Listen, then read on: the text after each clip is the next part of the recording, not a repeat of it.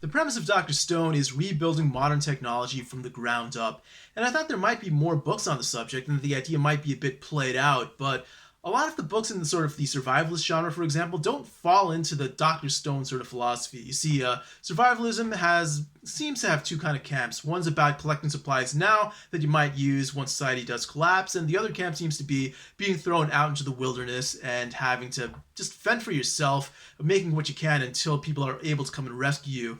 However, these are not options in Dr. Stone. In Dr. Stone, everyone in the world sort of suddenly turns to stone at once. No one sees it coming, and so there's no way to actually plan around it. And then once a few of them do wake up, no one else is around them. All the resources are gone. They really do have to build everything up, not just temporarily, but with a sense of permanence. And everything really has to sort of build on top of each other to achieve modern technology once more. So it escapes the realm of survivalism quite quickly, and it really actually is much more creative than I gave it credit for when I was watching it.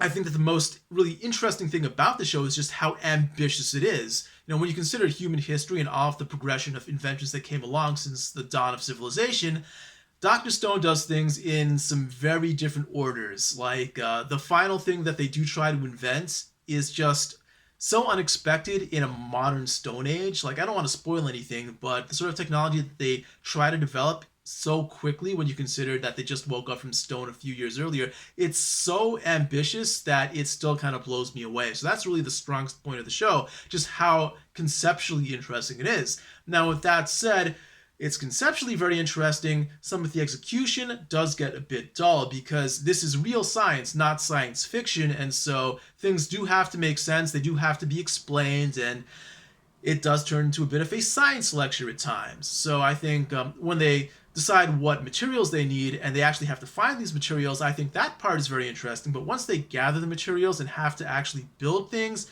that can be a bit slow. So that's one of the negatives of the show.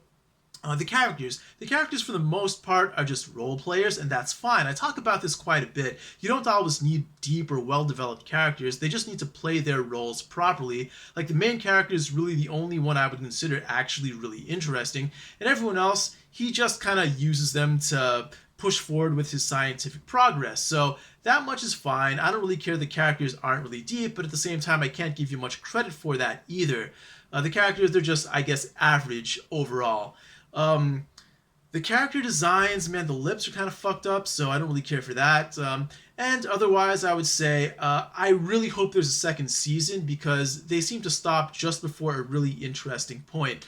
But overall, this season, it's just really conceptually ambitious, and because of that, I have to give the show a double plus.